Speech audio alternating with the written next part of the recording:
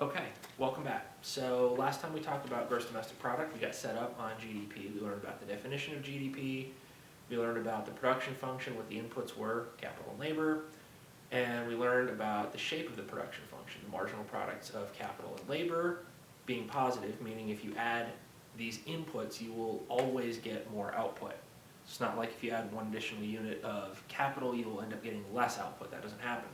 What does happen is, as you add to the capital stock, as you keep increasing capital or you keep increasing labor, output will always increase, but it will increase by less and less each time. So we have a positive marginal product of capital, but if you were to get the derivative of the marginal product of capital, you would see that it's negative because it's increasing at a decreasing rate. Next, we learned about these parameters, alpha and 1 minus alpha, right? And that alpha is capital's share of income. Thus, 1 minus alpha would be labor's share of income. Now, historically, it's about 1/3. That has been changing over the last, decade or so. I think maybe a little bit longer than that. But for the interest of this course, we're going to treat it as usually 1/3, unless we're doing some kind of like an exercise where I'm like, I want you to see how things change if we change parameters and stuff like that. But the AT term, right? What is that? Well, according to the board, it's total factor productivity. And total factor productivity is how we can introduce new ideas or new inventions into this system right here. So if somebody gets a cool idea, not necessarily any idea, because that can be like, hey, I want to cut one of my legs off and hop on the other leg and wear like a clown nose and try to ride a unicycle with only one leg. That's definitely an idea. Not a very good idea though. And it's not a particularly useful idea for growth within the economy. Right? Any sort of way to take an idea and then apply it to production.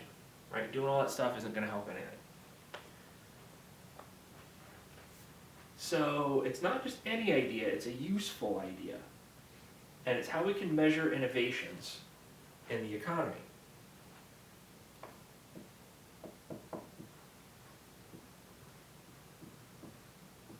Now, it's not the only way that we can measure innovations.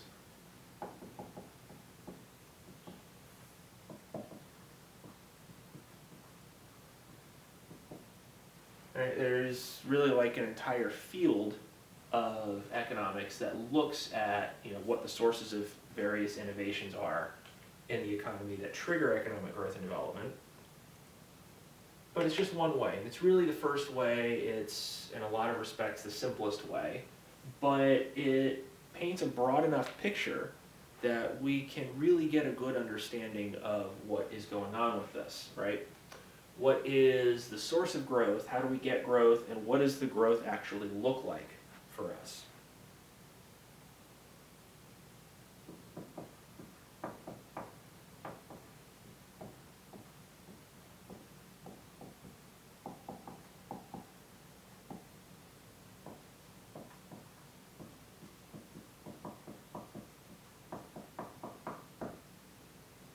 Right? It helps us produce things more efficiently.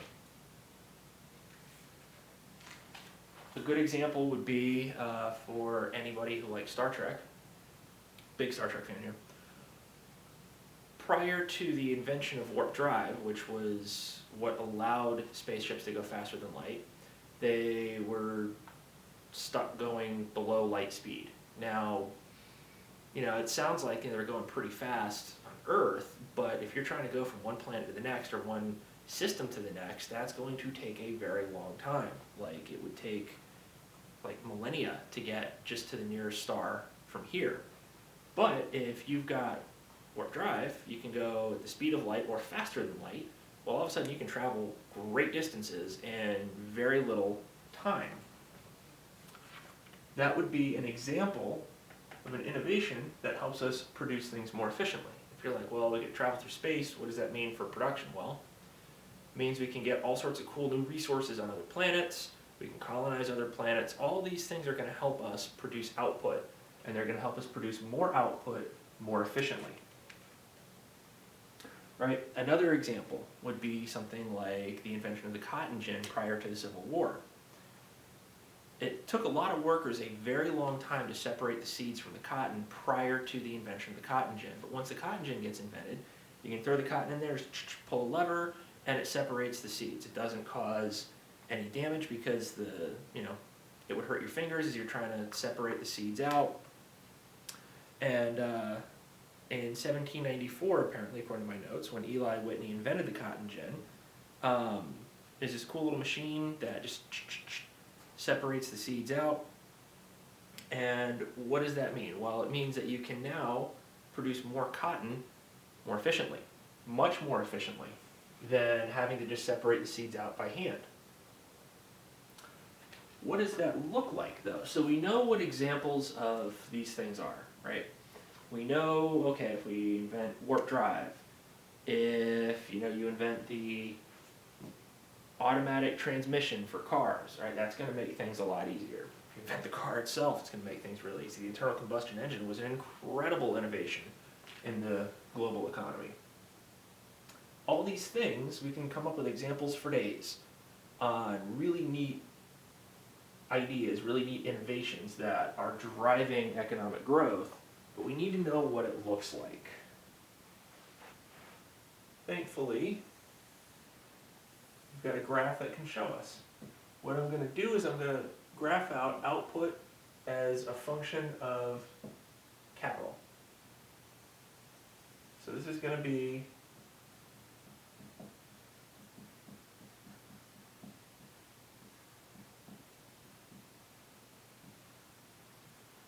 this right here. This is going to be our output. Now, we're going to have some level of capital, call it K star, and that amount of capital produces Y star. So this is where we currently are.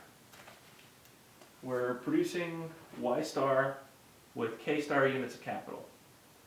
Now, if somebody gets a cool new idea, let's say Zephram Cochrane invents the warp drive. Well, that leads to an increase in A sub T, right? Total factor productivity increases. So as that happens, we get to produce more stuff with the same amount of capital that we had before. Now, what's the only way that we can do that? Right? If we go anywhere along this curve, if we move anywhere, let's say we want more output. Well, if we want more output along this curve, say we want to go over here, well, you need more capital to do it. If you want to keep the amount of capital that you currently have the same, but you want to produce more, the only way you can do that is by shifting output up. And that's what A sub T does for us.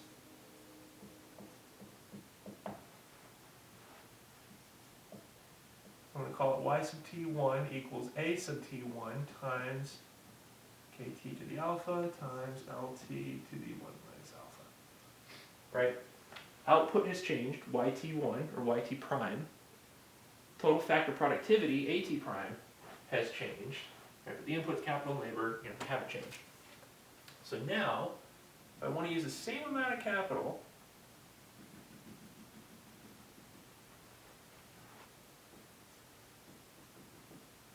I can produce more output.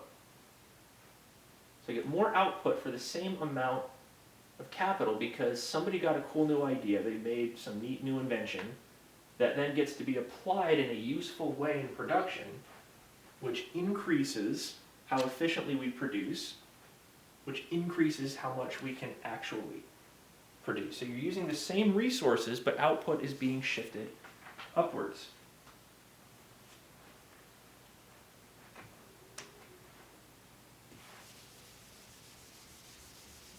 That's all fine and dandy, but how do we express it mathematically? What does it look like normally when there is no change, and what does it look like when there is change?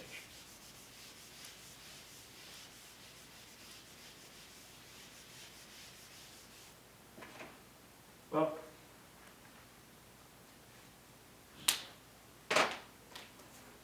going to, I actually shouldn't have erased that production function.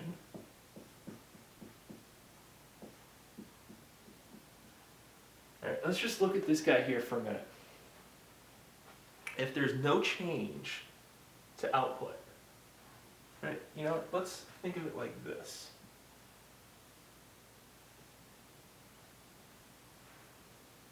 Now, if there's no change to output, there's no new ideas, what do we think AT would be equal to?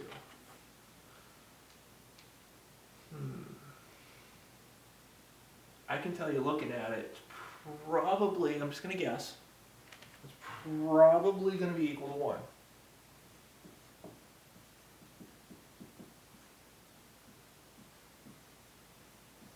Why would there be no change if it's equal to 1? Because if we think of this AT really as a scalar on our production function with our inputs, capital, and labor, this is just scaling that function either up or down. So if there's no change, right, there's no scaling effect either up or down, this guy's got to be equal to 1. So if AT is equal to 1, there's no change.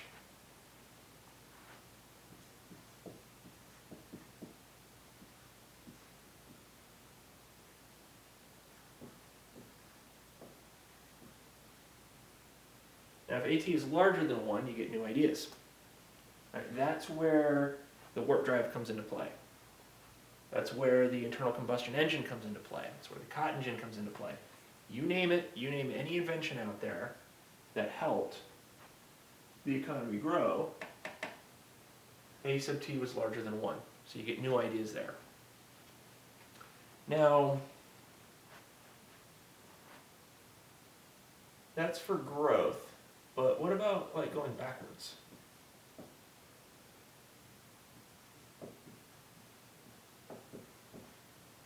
Oh, if it goes backwards, you can think of that as like a disaster, right? There's some huge disaster that caused negative economic growth. Anything that really wipes out, like, you can think of it as like a knowledge base, right? Anything that wipes out that knowledge base. We forget technology. Well, you don't really forget technology, but, you know, if you have a huge electromagnetic pulse comes through and it wipes out you know, most of the computers that we have, okay, we got a big problem. That would be an example of negative growth. Now again, this is kind of where it comes into some criticism, namely the up or down scaling. The upward scaling is new ideas. The downward scaling, well, it's like, it's linear and the parameter, it should be the same, just the other direction, but the interpretation of it moving in the other direction is a little different. It changes a little bit. So, you know, is it perfect? No, not really. Is it useful? Yeah, especially when it comes to learning how this stuff works, how new ideas can enter the system. It's really useful to understand that. So let's go through a little example.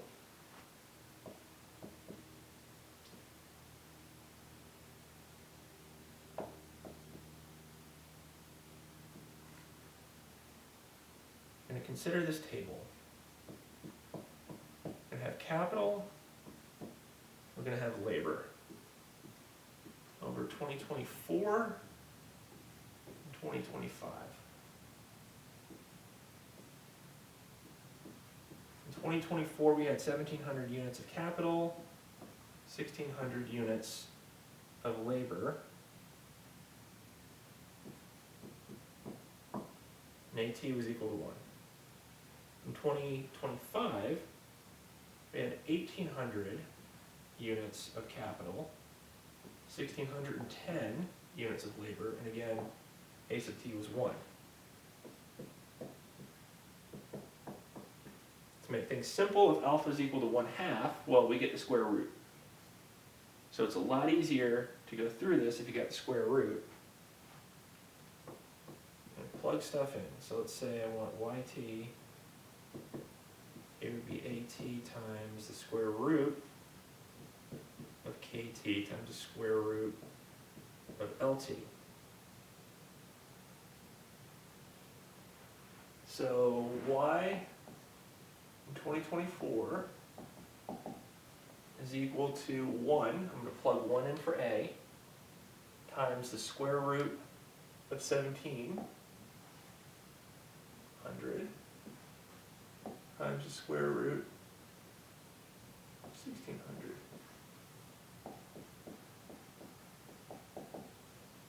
And when I evaluate that, I get 1,649.24.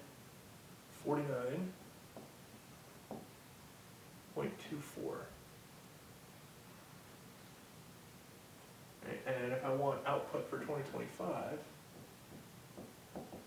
well, that's 1 times the square root of 1,800 times the square root of 1610.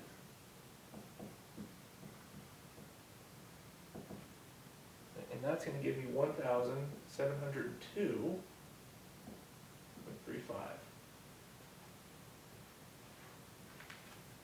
All right, so these are the quantities that are being produced.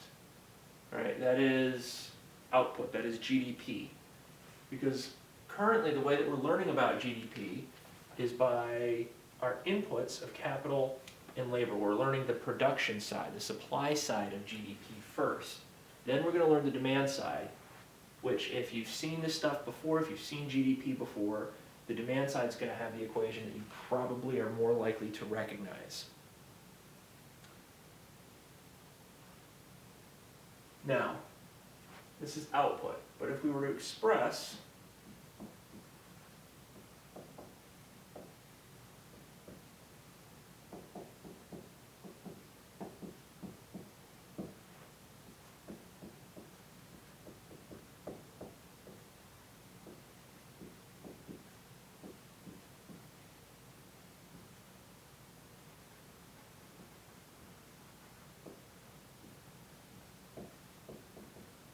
YT in terms of prices, well, that would give us aggregate supply. Right, we're not looking at aggregate supply right here because its output is a function of capital and labor. But if we had output in terms of prices, output's a function of price, well, that gives us aggregate supply. And that's something that we're going to get into a little bit later, a little bit further down the road. But this is going to wrap up the lecture for this section. There's going to be another lecture coming up that's going to be covering the demand side of the equation, the demand side of GDP, which is going to have the national income accounting equation, which is a thing that you are going to be more likely to have seen before. So thank you for watching this lecture. I will not be seeing you in the next lecture, but you will definitely be seeing me in the next lecture. So thank you, and you'll see me later. Bye.